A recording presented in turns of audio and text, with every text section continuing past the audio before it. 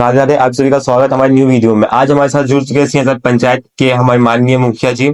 चलिए इनसे पूछते हैं कि इनका संघर्ष भरा कैसा रहा, क्योंकि ये पहले टीचर थे, आज ये सिंहदर पंचायत के मुखिया बन चुके हैं। तो पहले इनसे पूछना चाहते हैं कि आप टीचर लाइन से फिर मुखिया क्यों बना, पॉलिटिकल में क्यों आना चाहे? देखिए, पहले तो जब हम अपना पढ़ाई पूरा करने के बाद हमको लगा कि क्षेत्र में शिक्षा की बहुत कमी है, और 2006 के आसपास की बात है। उस समय गाँवों में इस प्रकार की व्यवस्था नहीं थी शिक्षा का। तो हमने उस क्षेत्र में काम करना शुरू किया और प्राइवेट विद्यालय में और कोचिंग संस्थान खोल करके बच्चों को हमने शिक्षा देने का काम किया था। फिर बीच में एक ऐसा मोड़ आया कि कई ऐसी समस्याएं क्षेत्र में रहने के बाद हमको लग रहा था कि इस प्रकार की समस्या से लोगों को जूझना पड़ता है, और इसके लिए एक बेहतर काम करने वाला कोई आदमी हो तो इन लोगों को एक गंभीर समस्याओं से निजात दिला सकता है। तो फिर मैंने पॉलिटिकल लाइन को चुना, और कई एक ऐसे मामले थे जिसको लेकर के हमने आंदोलन किया था। उसके बाद फिर मुझे लगा कि बच्चों के पीछे हम समय नहीं दे पाते हैं उचित समय, इसलिए हम उस रास्ते से हट के और हम पॉलिटिकल लाइन को चुने थे। तब से हम इस क्षेत्र में हैं। नहीं, पॉलिटिकल में आप कितना साल पहले आया था, स्टार्टिंग से हुआ था आपका? मेरा तो स्टार्टिंग 2006 से ही। हम उस समय नई पार्टी बनी थी, झारखंड विकास मोर्चा, माननीय बाबूलाल मरांडी का। हम उस समय उन्हीं के नेतृत्व में अपने राजनीतिक करियर को प्रारंभ किए थे।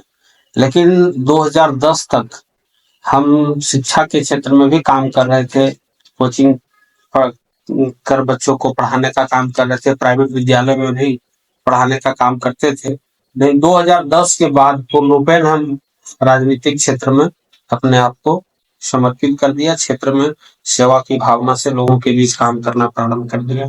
नहीं, तो आपका जैसे पढ़ाई होगा कंप्लीट हो तो कितना तक पढ़ा है, जैसे ग्रेजुएशन या? ग्रेजुएशन किए थे 2006 में, और 2011 में फिर से हमको इच्छा हुआ था तो हम बीएड किए थे।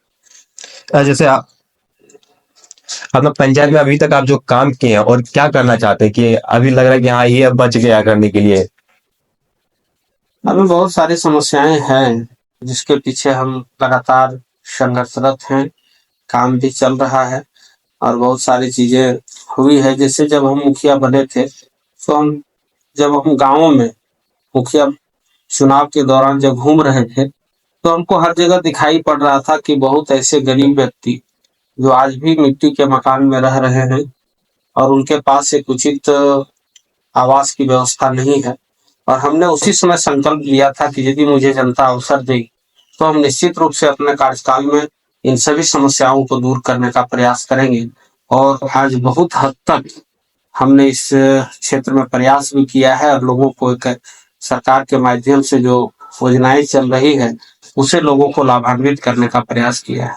अच्छा, ऐसा आपके पास कोई दोस्त है कि जैसे पॉलिटिकल आप 2006 में स्टार्ट किए हैं, तो आपके पास ऐसा कोई दोस्त है कि स्टार्टिंग से साथ में और अभी भी ऐसा साथ में हो आपका ऐसा?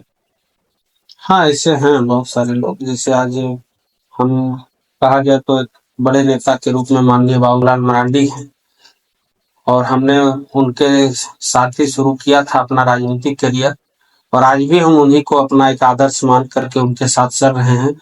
बाकी क्षेत्र में कई ऐसे साथी हैं जो हमारे पॉलिटिकल करियर के साथ शुरू करके और आज तक मेरे साथ वो चल रहे हैं। जैसे आप कुछ दिन पहले आपका देखे थे पिक पोस्ट हुआ था कि नरेंद्र मोदी जी के साथ, अमित शाह के पास, उनसे मिलना आपका कैसे हुआ? तो ना, राजनीतिक क्षेत्र में काम करते करते कभी अवसर मिलता है, जब उनका इस क्षेत्र में कार्यक्रम होता है तो हम लोगों को मिलने का एक अवसर मिला था। अच्छा, आप जैसे स्कूल का पढ़ाई हुआ तो आप कहाँ से पढ़े? स्कूल का पढ़ाई आपका कहाँ से खत्म हुआ है? हम पहले तो अपना ही गांव के एक विद्यालय में, सियाटांड उसमें प्राथमिक विद्यालय था, अभी तो उत्कर्मित मध्य विद्यालय हो गया है। तो उसमें 5वीं क्लास तक की पढ़ाई हम अपने ही विद्यालय सियाटांड में किए थे। उसके बाद बगल में बोहरियाडी मध्य विद्यालय था, हमने वहाँ 7 तक का क्लास मध्य विद्यालय बोहरियाडी से पूरा किया। और वहां के बाद फिर हम 8 क्लास से लेकर 10 तक प्रोजेक्ट उच्च विद्यालय नावार से अपनी पढ़ाई पूरी की, फिर गिरिडीह कॉलेज गिरिडीह से ग्रेजुएशन तक का हम पढ़ाई। ऐसे जैसे आपका योजना आने वाला, तो ऐसा कोई योजना आने वाला है जिससे अभी और विकास होने वाला है यहाँ सेहतर पंचायत में हमारा? हाँ, इस प्रकार की योजनाएं चल रही है और अभी जो सरकार बजट में ली है इस बार भी प्रधानमंत्री आवास योजना को भी इस बार के बजट में लिया गया है, उसके माध्यम से भी लोगों को लाभ मिलेगा। जल नल की योजना अभी पूर्ण नहीं हो पाई है, सरकार के लोग काम कर ही रहे हैं, उसकी एजेंसी काम कर रही है और कुछ दिन में हाँ जल नल की योजना भी पूर्ण रूप में धरातल पर दिखेगा। इस प्रकार की बहुत सारी योजनाएं हैं, जैसे अभी फिलहाल जो मैया सम्मान योजना था उससे भी लोगों को लाभान्वित किया गया है। जैसे आप मुखिया बन चुके हैं, तो अभी आपको मंथली कितना मिलता है पेमेंट मुखिया की तरफ से? बहुत कम है, वो 1000 रुपया मिल रहा था, अभी तो कुछ बढ़ाया गया है लेकिन अभी तक वो मिला नहीं है। मतलब 1,000 मिलता है अभी, मतलब उसमें बढ़ाएगा सो मानदेय के रूप में उसको वेतन नहीं कहा जा सकता है, प्रोत्साहन राशि के रूप में 1000 रुपया मिलता है। अच्छा, आप जैसे फ्यूचर में क्या सोचे कि मुखिया तक या क्या कोई विधायक या एमएलए का कोई चुनाव लड़ना चाहेंगे क्या फ्यूचर में ही? वो बाद में जैसा स्थिति बनता है देखा जाएगा, अभी पहले से ऐसा कुछ नहीं होता है। राजनीति है, संभावना तो हमेशा बना रहता है। मतलब 50-50 चांस है कि आगे जाके आप कुछ विधायक या किसी का चुनाव लड़ सकते हैं? अभी वैसा कुछ नहीं, लेकिन राजनीति जब करता है तो सबों के अंदर कुछ न कुछ सोच बनता है।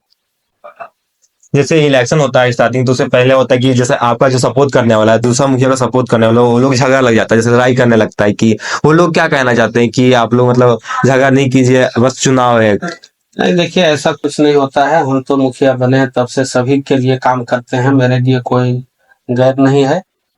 5000 जनता यदि सियाटल पंचायत का है तो उन सबका प्रतिनिधि हम ही हैं और हमको सबको लेकर के चलना है। भावना लोगों के अंदर जो होता है वो अलग बात है, लेकिन मेरे अंदर ऐसी कोई भावना नहीं है, हमारे लिए सभी जनता समान है।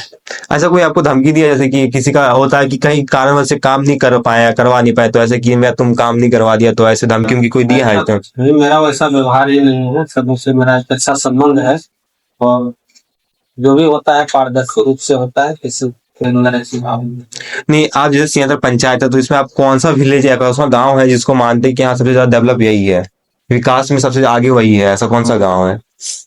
लगभग सभी बराबर है, सबों में काम हो रहा है, सभी लोग। जैसे मुखिया बनने का कोई नुकसान भी है, जैसे कोई दिक्कत की यहाँ सबसे कि वो रहा है कि ऐसा नहीं काम कर रहा है, वो नहीं कर रहा है, ऐसा सुनना तो आपको बहुत सारा पड़ता होगा। समस्या बहुत अधिक है, सरकार की जो व्यवस्था रहेगी उसी में लोगों को व्यवस्थित करना पड़ता है। कहीं कहीं ऐसी बातें आती भी है, लेकिन उसको समझाने से उसके अंदर भी वो भी समझते हैं इस बात को। जैसे कोई योजना आता है गवर्नमेंट का, तो उसमें कैसे रहता है कि पैसा मिलने का चांस कैसे रहता है, मतलब प्रोसेसिंग क्या रहता है उसका कि नहीं तो ऑनलाइन मिलता है कि आप मुखिया के थ्रू से आपको पैसा दिया जाएगा? ऑनलाइन पैसा डायरेक्ट डीबीटी के माध्यम से, एफटीओ के माध्यम से डायरेक्ट लाभों के खाते में पैसा जाता है। लेकिन आपके खाते में नहीं आता, डायरेक्ट जिसके हुआ है, जिसके पर हुआ है, तो उन्हीं को मिलता है डायरेक्ट पैसा। डायरेक्ट अच्छा, कितना फंड आता है हर साल, कितना फंड आता है? जैसे आता है हर चीज का, जैसे घर बनाने का है, नाली बनाने का, कितना फंड आ जाता है? सबका अलग अलग है। पहले 15वीं योजना के तहत अधिक राशि दी जाती थी, लेकिन अब वो राशि जब से मुखिया बने हैं तब से वो राशि कम कर दिया गया है। जैसे पहले क्या था कि सभी 15वीं की जो योजना की राशि थी वो सीधे मुखिया के ही माध्यम से खर्च होना था, लेकिन अब उसमें जिला परिषद और पंचायत समिति सबों को कुछ विभक्त कर दिया गया है, इसलिए पंचायत की जो राशि थी वो कम हो गया है, लेकिन उसी में से व्यवस्थित करना पड़ता है।